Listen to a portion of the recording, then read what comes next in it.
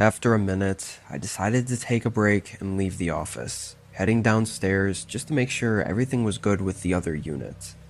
I looked out the window next to the front door, seeing if maybe the owner's car was out there, but I didn't see anything. Nothing parked on the driveway or on the road.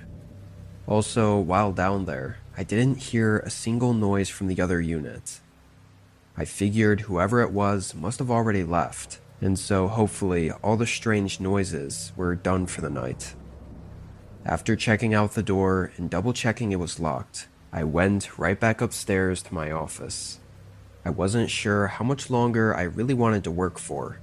At this point, I was feeling pretty tired and kinda just wanted to chill in bed for the rest of the night, but I told myself I'd do 30 more minutes.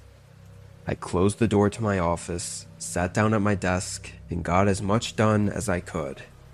During that half hour, I never noticed any more of those sounds coming from the vacant units, just the calm rain still trickling down outside. Finally feeling good about the work I'd gotten done, and feeling my eyelids getting heavy, I shut off my laptop and headed out of the office, turning off the hallway lights and going into my bedroom.